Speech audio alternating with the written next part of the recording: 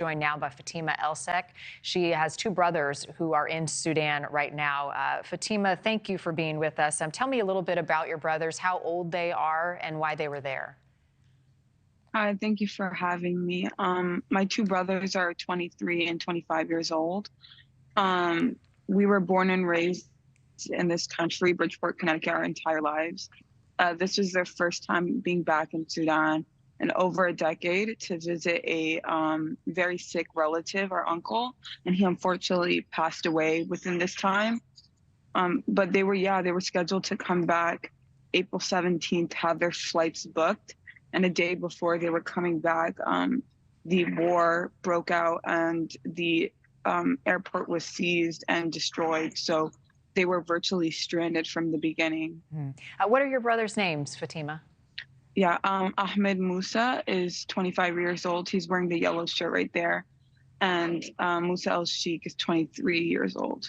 Okay, and they had never been there before, so do they speak the language? Do they know their way around it all? Yeah, we've only gone when we were young children, so 15 years ago, but yeah, very broken Arabic. They don't know how to get around the city. So it's a very vulnerable situation that they're in. When was the last time that you were able to talk to them? I spoke to them. I mean, it wasn't directly since the internet and signals are shut down. They can only send voice messages really early in the morning.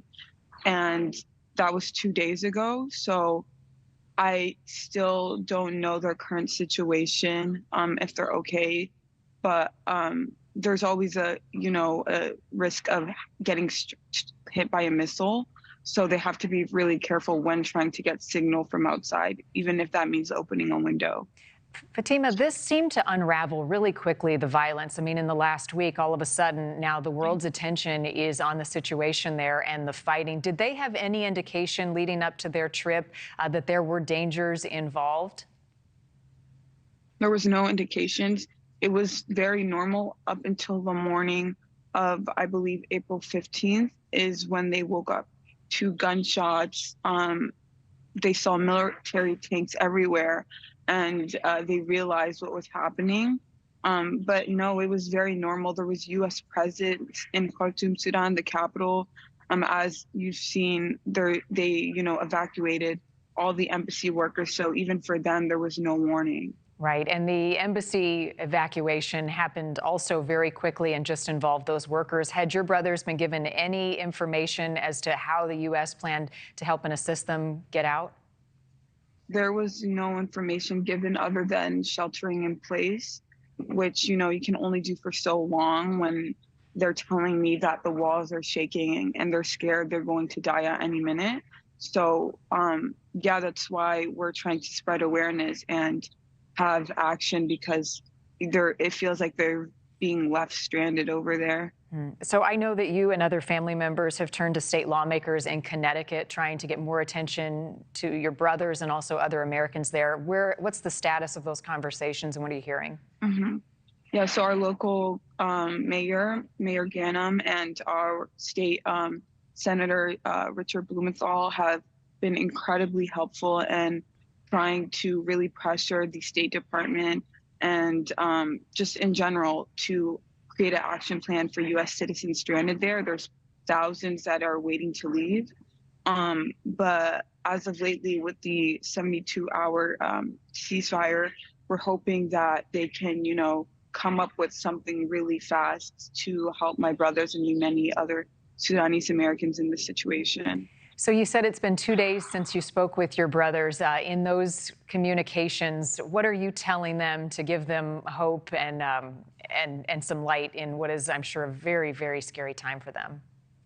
Yeah, so every time, they're calling us, they're asking what our state officials are doing, what our government is doing. And it's sad, not having an answer for them or not being able to give a good answer. But we've been just telling them to pray and, just reminding them that we'll get them home safe and we're doing everything in our capacity to do so.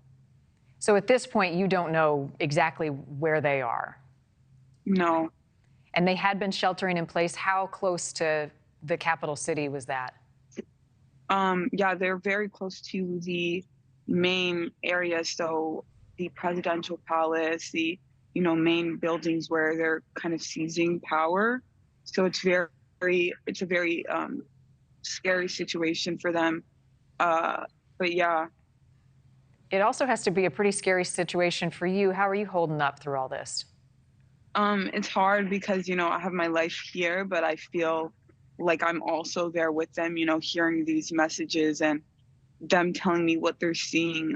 And, this is the longest we've ever been apart. So it's just crazy because they're being treated as if, they're living there, even though they're, work and live here. It's really disheartening, the situation. Thank you for watching. Go to newsnationnow.com to find NewsNation on your television provider. And don't forget to click the red subscribe button below to get more of NewsNation's fact-driven, unbiased coverage.